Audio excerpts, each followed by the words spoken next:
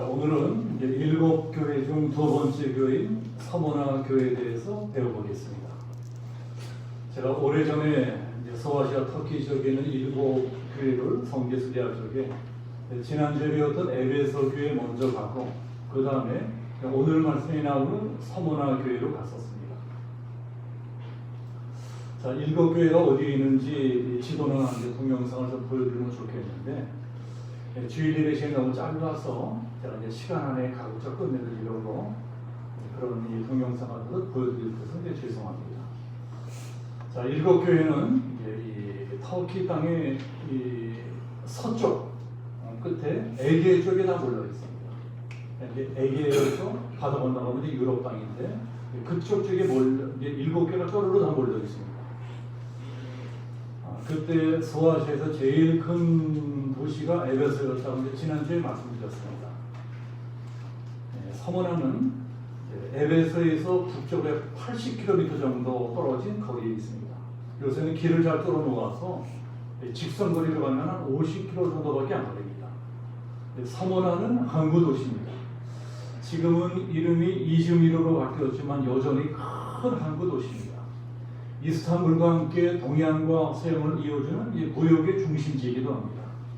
그리고 서머나는 일곱 교회가 있던 일곱 도시 가운데 지금까지 파괴되지 않고 남아있는 유일한 도시이기도 합니다. 자, 2000년 전에도 인구 한 20만에서 30만 정도 되는 큰 도시였다고 하니까 그때도 큰 도시였지만 지금도 인구가 300만 정도 되는 큰 도시입니다.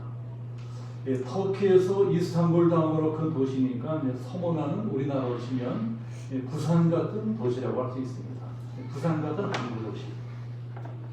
서머나를 이즈미르라고 한다 이 말씀드렸는데 서머나의 모자가 원래는 미르입니다. 미르. 자, 미르로 발음합니다. 미르는 유향이라고 하는 뜻입니다. 거대 세계에서 제일 중요한 수출품은 유향이었습니다. 그러니까 이 수출품, 이 향신료의 원료가 되는 유향이었습니다. 이 서머나가 이 고급 향신료의 원료가 되는 유향을 수출하는 중심 무역항이었다는 것입니다. 그래서 돈도 많았고 문화도 크게 발달한 도시였습니다. 고대 세계에서 이제 최고로 유명한 시인이 호모입니다. 호모. 그 유명한 일리아드와 오디세이 학교 다닐 때 배우셨을 거예요.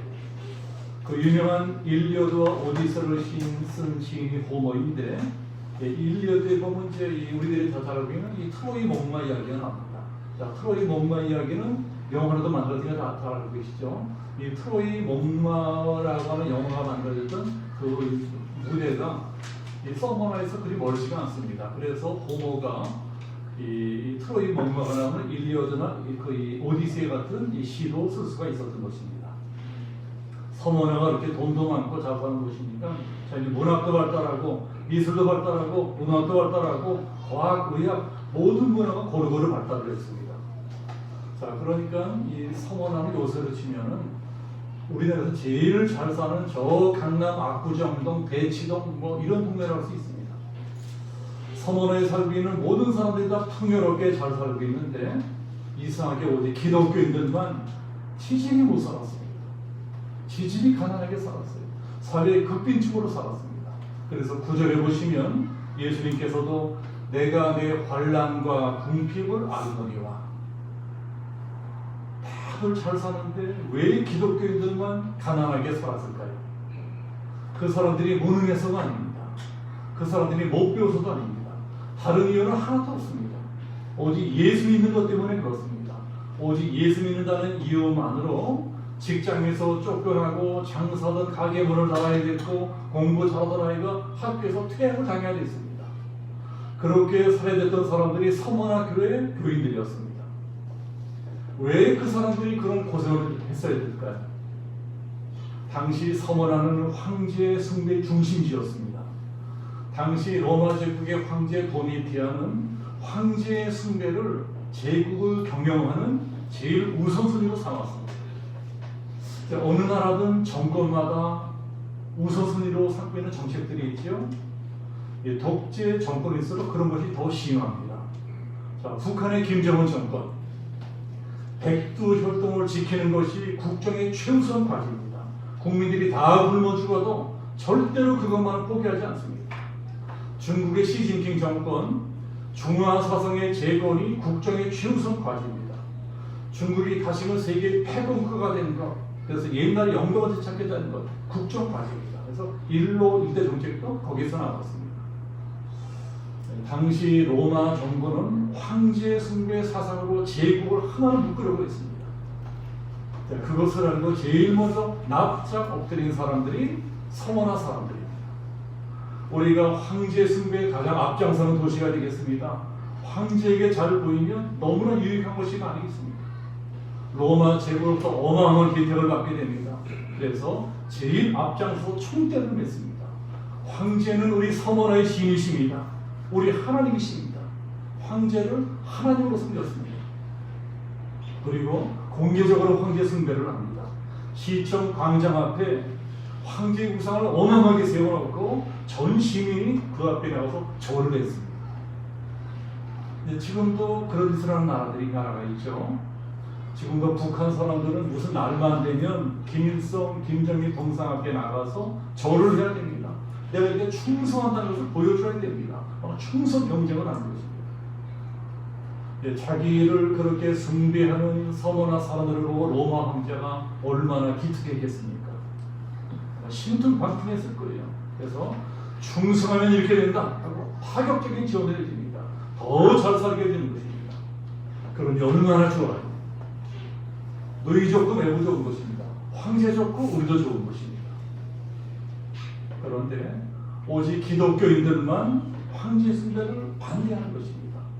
왜 반대해요? 우리는 오직 예수 그리스도만 섬겨야 된다는 것입니다. 우리는 다른 신 앞에 절할 수 없습니다. 그러니 찍힐 수밖에 없는 것입니다. 모든 사람들에게 미움들이 확 박혔습니다.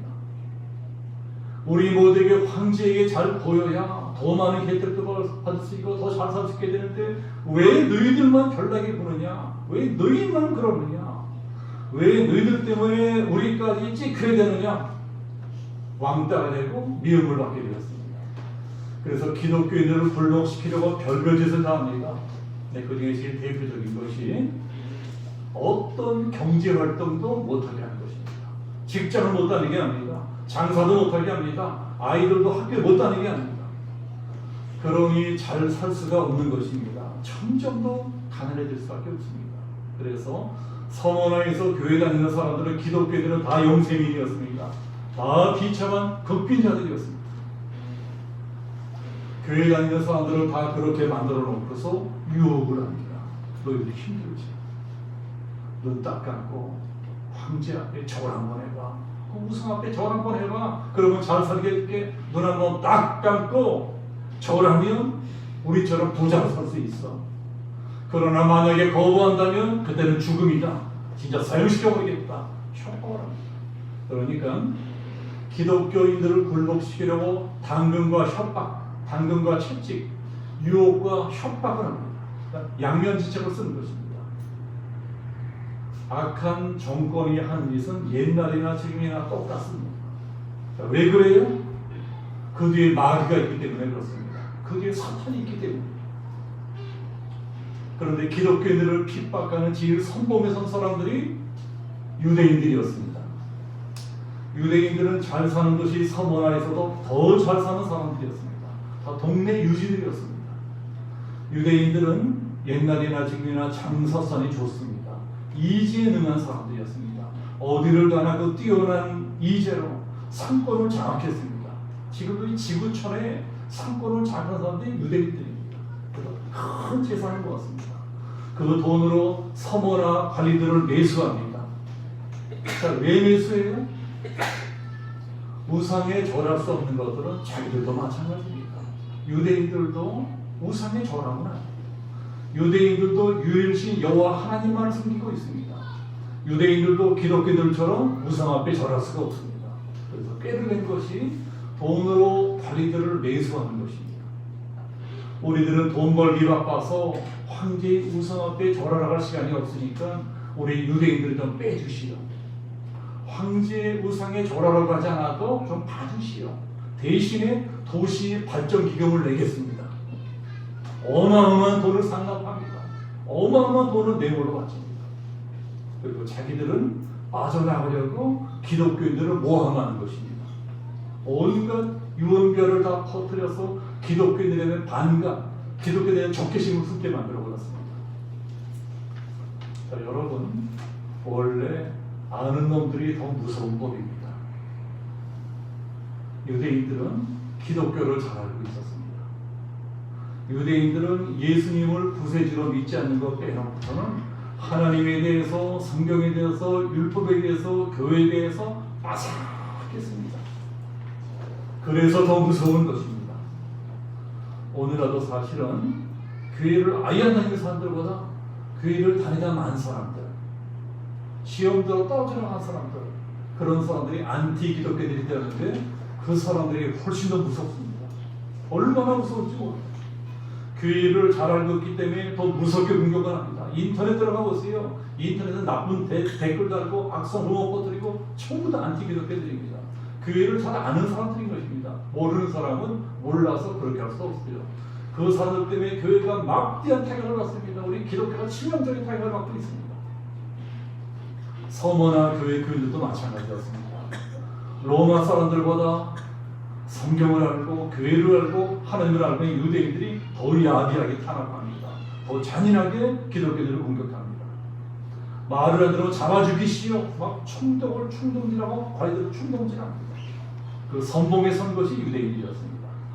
그래서 오늘 말씀 9절에 보시면 자칭 유대인이라 하는 자들의 비방도 알거니와 실상은 유대인이 아니라 사탄의 회당이라. 자, 유대인들 뒤에 뭐가 있어요? 사탄이 있다는 것입니다. 마귀가 있어요. 자, 예루살렘은 로마의 디도 장군에 의해서 멸망당했습니다. 그래서 이스라엘이 또 나라가 없어졌어요. 그래서 뿔뿔이 전 세계에 붙어서 살고 있습니다. 그 사람들을 디아스포라라고 합니다. 그 사람들은 성전을 잃어버린 대신에 간 곳마다 회당을 만들어 모여서 예배를 드렸습니다. 그런데 하나님께서 보시기엔 그것은 회당이 아니고 사탄의 회당, 사탄이 뒤에서 조종하는 모임이라는 것입니다. 하나님의 이름으로 사탄이 하는 짓거리들을 합니다. 악한 걸 꾸미는 것입니다. 유대인들의 음모에 폴리캅이라는 지도자로 걸려들었습니다. 폴리캅이라고 하는 것은 당시 초대교회에서 가장 존경받는 지도자였습니다. 요한계시록을 쓴 사도 요한의 직계 제자, 사도 요한의 직접 배운 분입니다. 그리고 명망이 높은 목사님이었습니다.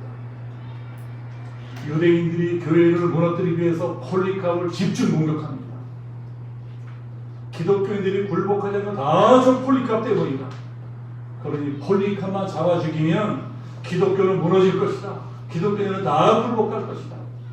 그래서 폴리캅이 체포되었습니다. 재판을 받고 화형을 당하게 되었습니다. 그런데 서머나 총독이 평소에 폴리캅의 인품을 존경하고 있었다고 합니다.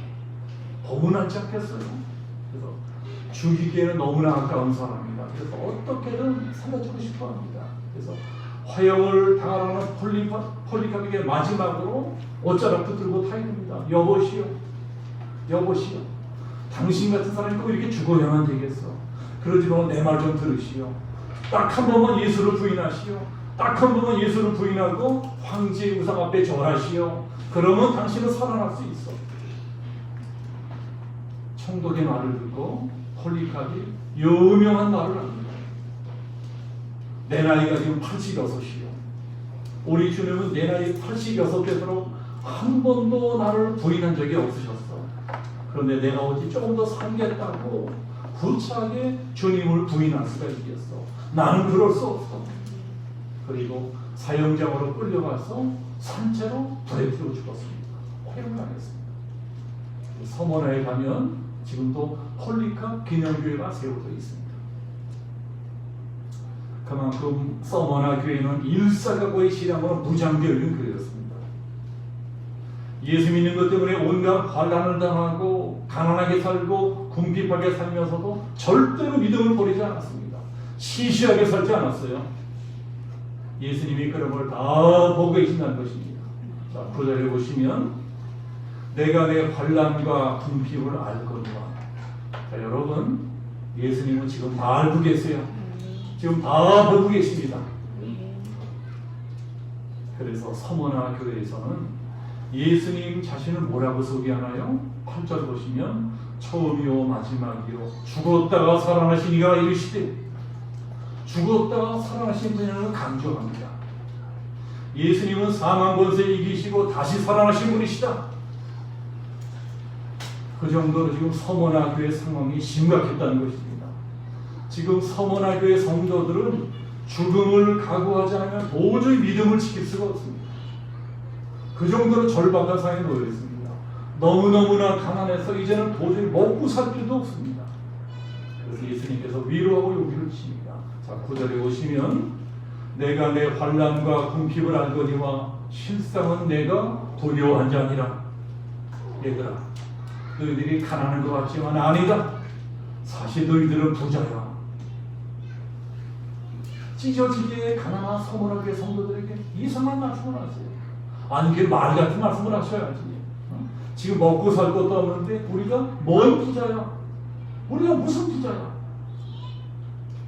영적으로 부자라는 것입니다.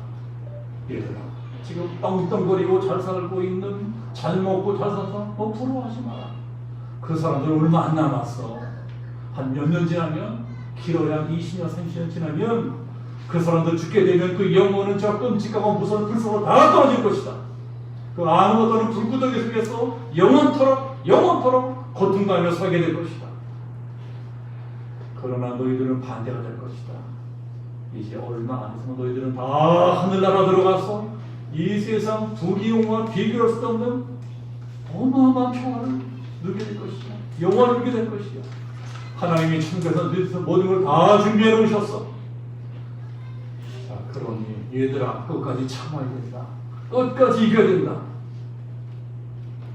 자, 이렇게 위로하시는 것은 좋은데, 자, 그 다음에 성경을 보면 무서운 말씀을 하세요. 자, 뭐라고 말씀하시죠? 10절에 보면 장차 더 큰 고난이 온다는 것입니다. 너는 장차 받을 고난을 두려워하지 마라. 아이고, 하나님도 너무하시지. 우리 하나님이 어떻게 하면 너무하세요. 너무합니다. 이런 가사가 너무하실 때가 있어요. 지금 당하고 있는 고난만 해도 중증인데 장차 더 큰 고난이 온다는 것입니다. 자, 무슨 고난이요? 마귀가 장차 너희 가운데서 몇 사람을 오게 던져 시험을 받게 하리니 앞으로 몇 사람도 감옥에 끌려간다는 것입니다. 근데 그 사람들이 어떤 사람들이냐? 지도자들이에요. 다 서머나교회 성도들이 믿고 의지하는 목사님들입니다. 가장 믿고 의지했던 폴리카 목사님도 이미 화형당했어요. 불타 죽었습니다. 이제는 남아있는 목사도 몇 명 없습니다. 그런데 그 몇 명 안 남아있는 목사들마저 다 붙잡혀간다는 것입니다. 그 피바람이 불어올 것이다. 너희가 10일 동안 고난을 받으리라. 자, 10일이라는 말을 헬라어로 보면요, 두 가지 뜻이 있습니다. 하나는 짧은 기간이에요. 단기간 동안 피를 나는 폭풍 같은 혼란이 밀어닥칠 것이다. 또 하나는 말 그대로 열흘, 10일, 7일. 열흘 동안 환란이 닥칠 텐데 그 열흘 동안 환란이 닥치는 것이 너희들이 이제껏 당한 환란보다 더 무시무시하고 끔찍할 것이다. 서머나 교회 교인들은 참 불행한 시대에 태어났어요. 그렇잖아요. 불행한 시대에 태어나서 불행한 환경 가운데 살아가고 있습니다. 자, 여러분, 이상하게 꼭 그런 사람들이 있습니다. 자기가 태어나고 싶어서 그런 환경 가운데 태어난 것도 아닌데 하필이면 어려운 시대에 태어났어요. 하필이면 태어나볼 때 유교 전쟁이 벌어졌어요. 하필이면 태어나볼 때 일제시대예요. 그런 사람들이 있잖아요. 또 내가 나라를 선택해서 태어날 수 있는 것도 아닌데 태어나보니까 아주 골 때리는 나라예요. 태어나보니까 고난받는 나라입니다. 거기서 살아야 되는 것입니다. 그래서 원치 않은 고난을 받습니다. 자, 그런 사람들이 있죠. 그런 사람들이 있습니다.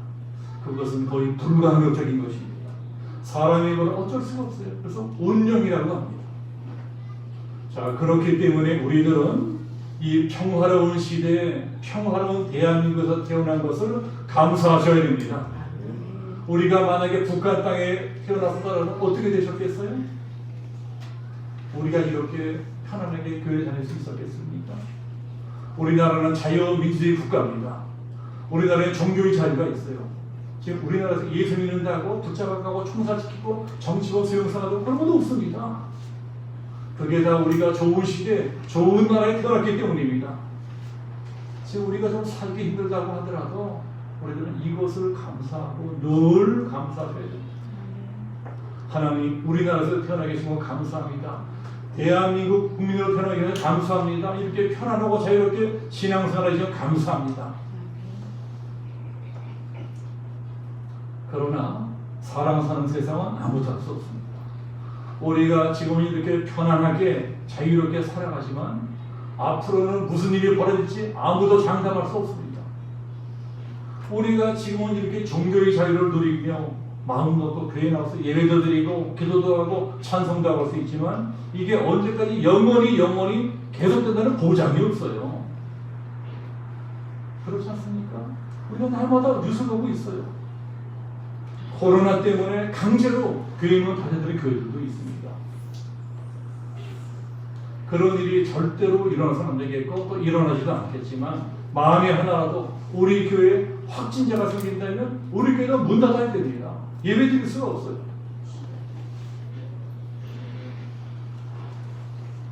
그것 말고도 그런 일이 일어날 수도 없고 또 일어나서도 절대로 안 되겠지만 만약에 만에 하나라도 우리나라가 사회주의 국가가 된다면 더 나아가서 공산주의 국가가 된다면 그때는 결코 이렇게 편안하게 교회 다닐 수가 없습니다.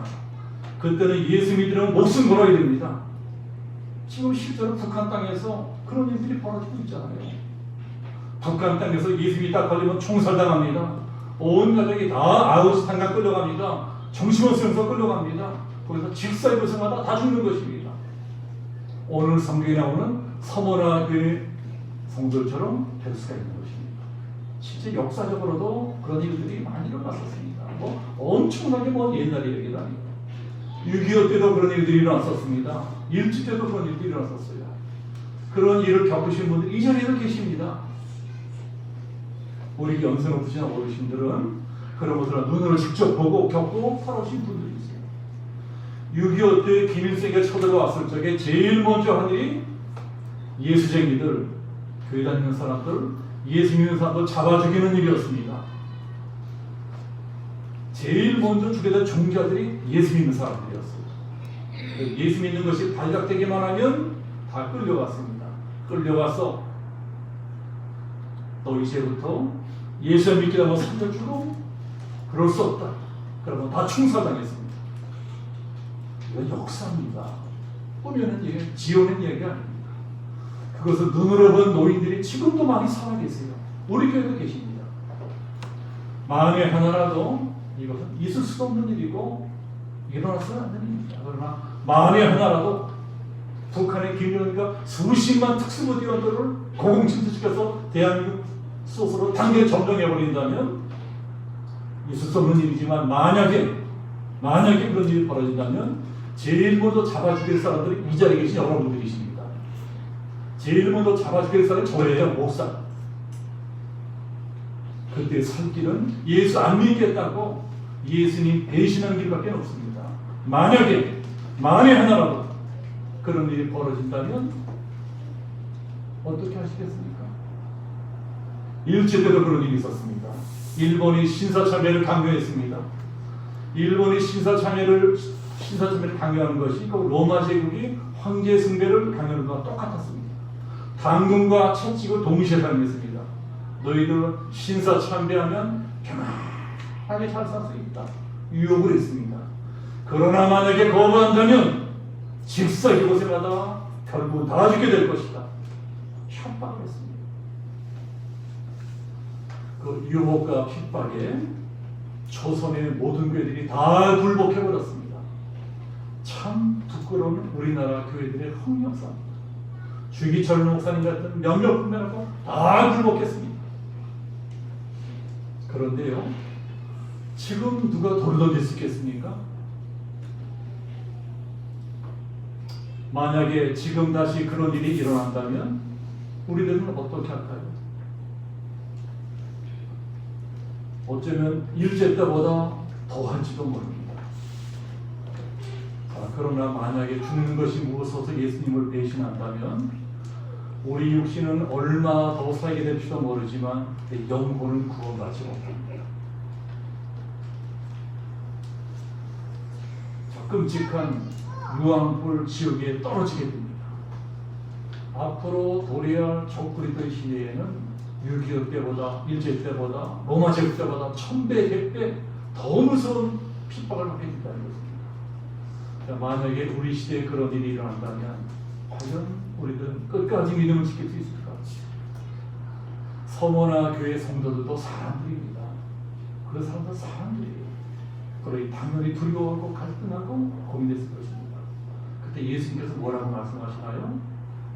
네가 죽도록 충성하라. 죽도록 충성하라. 이게 서머나 교회 성도들뿐이 아니고 오늘 21세기를 살고 있는 우리 모두에게 똑같이 주시는 하나님의 말씀입니다. 여러분, 충성이 뭡니까? 충성이란 직역하면 신실하다 이거죠. 신실하다. 그럼 신실하다는 것은 무슨 뜻입니까? 처음과 끝이 똑같다는 것입니다. 편안한 쪽에 민 것이 보였었는데 보였어요 그냥. 그런데 시험이 오고 고난이 오고 어려움이 오니까 믿음을 포기해버립니다. 그것은 충성이 아닙니다. 처음과 끝이 똑같은 것, 시작과 마지막이 똑같은 것, 그것이 충성입니다. 자, 고종의 신하 이완영도 처음에는 충신이었습니다. 그런데 나중에 나라를 배신했습니다. 그래서 만고의 매국노가 되었어요. 만고의 역적이 되었습니다. 가룟유다도 처음에는 예수님을 잘 따르던 사람이었습니다. 예수 잘 믿는 사람이었습니다. 마지막에 예수를 배신했습니다. 그래서 만고의 배신자가 되었습니다. 그러나 서머나 교회 사람들은 놀랍게도 그러한 환난과 핍박 가운데서도 끝까지 믿음을 지킵니다. 그래서 예수님께 칭찬을 받았습니다. 7 교회 중에서 예수님께 책망을 받지 않고 칭찬만 받은 교회는 서머나 교회, 그리고 앞으로 배우게 될 빌라델비아 교회 2 교회밖에 없습니다. 그만큼 훌륭한 교회가 서머나 교회였습니다. 그렇게 끝까지 믿음을 지킨 서머나 교회 성도들에게 예수님께서 무엇을 약속하시느냐? 내가 생명의 관을 내게 주리라. 생명의 관을 주신다고 약속하십니다. 자, 여기 나오는 관이란 것이 무엇일까요? 2가지 뜻이 있습니다. 하나는 왕관, 왕관이라는 뜻이에요. 자, 왕관을 영어로는 크라운이라고 합니다. 많이 들어보시죠? 크라운. 자, 코로나라고 하는 말이 여기서 나왔습니다. 코로나 바이러스를 현미경으로 관찰해 보면 왕관처럼 끝이 뾰족하게 튀어나와 있습니다. 그게 꼭 크라운, 왕관처럼 보인다고 해서 코로나 바이러스라고 이어졌습니다. 자, 또 하나는 면류관입니다. 면류관을 헬라어로는 스테파노스라고 합니다. 스테파노스. 사도행전에 나오는 스테반 다 알고 계시죠? 첫 순교자 스테반 집사 알고 계시죠? 스테반 집사 이름이 바로 스테파노스입니다. 스테반이라는 이름이 바로 면류관, 스테파노스. 면류관을 뜻합니다. 스테반은 순교하고 면류관을 받았습니다.